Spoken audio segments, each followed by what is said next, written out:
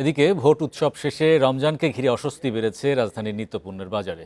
চালের বাজার স্থিতিশীল থাকলেও 1 কেজি চিকন চালের দামে কিনতে হচ্ছে এক হালি লেবু। বেড়েছে মুরগির দামও। তবে নতুন সরকারের কাছে ভোক্তাদের প্রত্যাশার পাল্লা ভারী। আশ্বাস নয়, দৃশ্যমান পদক্ষেপের দাবি তাদের। ভোটের ছুটি শেষ, কয়েকদিন পরে শুরু হচ্ছে রোজা। সব মিলিয়ে রাজধানীর কাঁচাবাজার ক্রেতা বিক্রেতার হাঁকডাকে মুখর। বার্জার ওয়েদারকোট অ্যান্টিডট সুপ্রিম দেয়ালকে ধুলাবালি থেকে রক্ষা করে 10 বছর পর্যন্ত। প্রতি বছরের মতো এবারও রমজানের আগের চিত্র একই।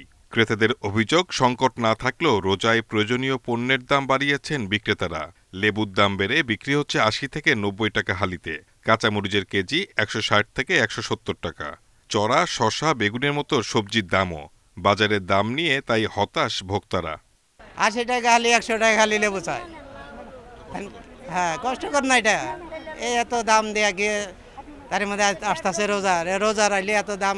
হয়তো লেবু সিজন না, কিন্তু 2-4 রমজান, 5 রমজান, 7 রমজান মানে লেবুর দামে আবার কমে যাবে। ওই তখন 60 টাকা 50 টাকা বেশি। বিক্রি বেড়েছে ছোলা, খেজুর, চিনি, ডালের। তবে ছোলা, ডালের দাম তেমন না বাড়লেও সপ্তাহের ব্যবধানে চিনির দাম বেড়েছে কেজিতে 5 টাকা। বিক্রি হচ্ছে 105 থেকে 110 টাকা কেজিতে। রোজার অন্যতম পণ্য খেজুরের মানভেদে কেজি 300 থেকে 1200 টাকা।